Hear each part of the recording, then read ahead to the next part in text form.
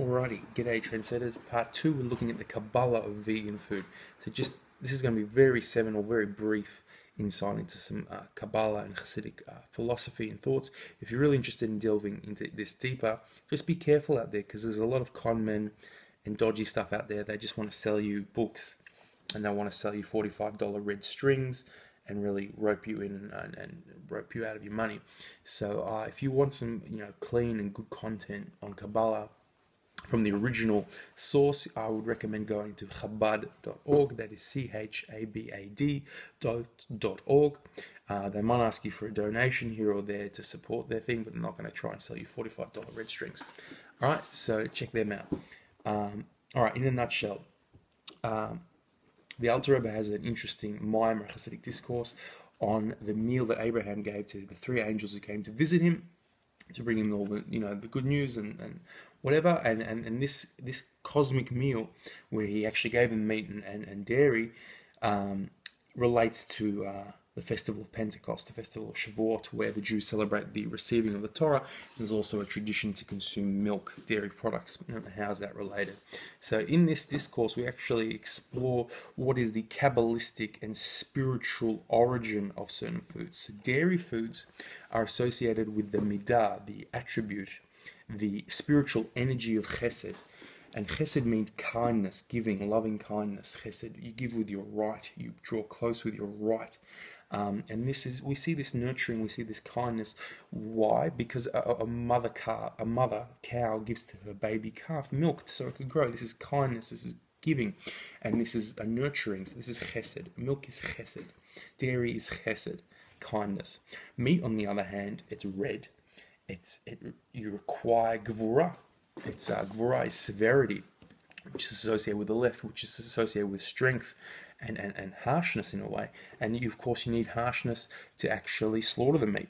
So we got milk is chesed, kindness, and meat is dairy. Meat is gvura. All right, severity. So then it's interesting then that when we consume those things, perhaps we are consuming imbalance. We're consuming too much of chesed, too much loving kindness is not a good thing. It can lead to growth of things that we don't want, and that's perhaps just putting it out there on a spiritual level. Why there is some studies to suggest there are associations of prostate cancer with dairy and some autoimmune diseases. Similarly with gvura, with severity and strictness and harshness of eating meat, we know that meat, basically, from the World Health Organization, agrees that there is some carcinogenic properties, on the very least, with meat. You should check out the China study on the dangers of high consumption of animal protein, and we know the whole issues with heart disease as well, hardening of the arteries. Right there. So that's when we ingest imbalance. It's going to wreak havoc on our bodies. And to paraphrase Gary Yourofsky, when you have cruelty in, you get cruelty out. So the spiritual manifestations there of eating meat, it's ingesting too much gvura, it's ingesting too much severity. And if we eat too much dairy, we're ingesting chesed, it's imbalance, it's too much kindness, and it can also lead to too much growth. So then we come to plant foods, we come to a plant-based diet, veganism. Well, veganism, I would advocate, and plants are tiferet. What is tiferet? Tiferet is the perfect synthesis on balance of chesed and gvura, of kindness and severity, and it creates tiferet, which literally means beauty. Why are plants tiferet?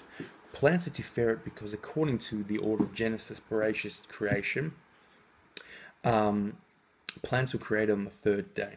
Now bear with me here, there are 7 mystical midot, 7 basically root spiritual energies that go into the matrix of creation. They are the spiritual DNA that sustain and create and constantly bring into existence the world. So we've got chesed, gvura, and we've got tiferet, and we've also got netzach, hod, yesod, and malchut. We won't go to the other ones, we'll just stick to the top 3, chesed, gvura, and tiferet. So tiferet, balance, each one of these 7 attributes correspond to a day of the week. So Yom Rishon, Sunday, is chesed. Yom Sheni, the second day, is gvura, and Yom Shlishi, the third day, when plants were created, is tiferet. So that was the energy that was being tapped into on that day where we created the plants and all, plant foods, was tiferet.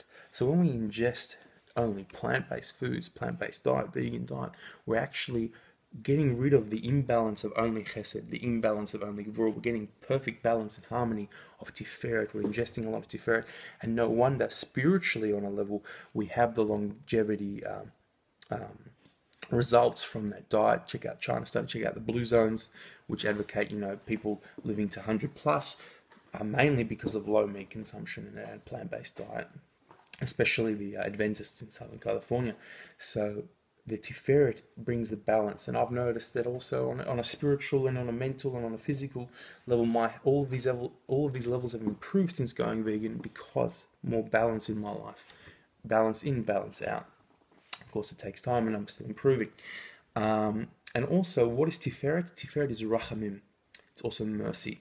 So the diet is merciful not only in its actions, but in its spiritual source. A vegan diet is merciful, and mercy in, mercy out, to paraphrase Gary Yourofsky right there. And I've become naturally more merciful to other creatures. Like, if I have a bug in the house, I'll try and pick it up and put it outside. I'm not going to stomp on it or kill it. And that's just, becoming more gentle, more appreciative of God's creation and the world around me, and to try and be as considerate as possible. I'm not perfect. I'm striving every day. I make mistakes, but I also try and be better every day. And that's through the vegan diet. So Tiferet in, balance in, beauty in, Rachamim in, Tiferet out, Rachamim out. So everybody stay vegan, stay kosher, stay carved. Check out Chabad.org if you're interested in delving more into the spiritual and Kabbalistic stuff. But that's just a quick insight on the Kabbalah of Veganism. See you, bye.